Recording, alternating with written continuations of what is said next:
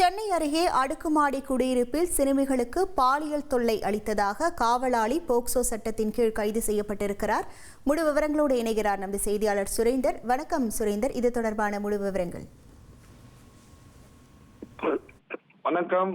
சென்னை நொளம்பூர் அருகே அடுக்குமாடி குடியிருப்பில் சிறுமிகளுக்கு பாலியல் தொல்லை கொடுத்ததாக கூறி குடியிருப்பு காவலாளி போக்சோ வழக்கில் கைது செய்யப்பட்டிருக்கக்கூடிய சம்பவம் பெரும் பரபரப்பை ஏற்படுத்தி இருக்கிறது. முகப்பேர் அடுத்த நொளம்பூர் பகுதியில உள்ள அடுக்குமாடி குடியிருப்புல 53 வயது மதிக்கத்தக்க நபர் ஒருவர் காவலாளியாக பணிபுரிந்து வருகிறார்.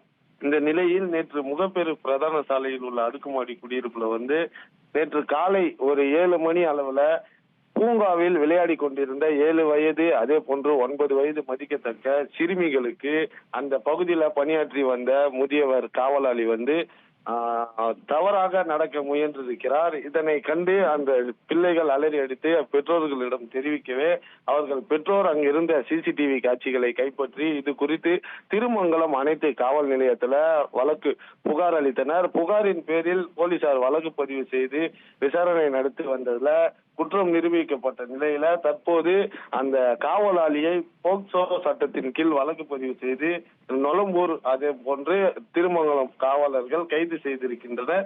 இந்த சம்பவம் அந்த பகுதியில பெரும் பரபரப்பை ஏற்படுத்தி இருக்கிறது. அடுக்குமாடி குடியிருப்புல பாதுகாப்புக்காக இருக்கக்கூடிய காவலாளியே சிறுமிகளிடம் அத்துமீறி பாலியல் குற்றத்தில் ஈடுபட்ட சம்பவம் பெரும் பரபரப்பையும் சர்ச்சையும் ஏற்படுத்தி இருக்கிறது. உங்கள் விவரங்களுக்கு நன்றி சுரேந்தர். உங்கள் தந்தி ஒன் தொலைக்காட்சியில் தெனாலிராமன் தினமும் மாலை 6 மணிக்கு காண தவறாதீர்கள்.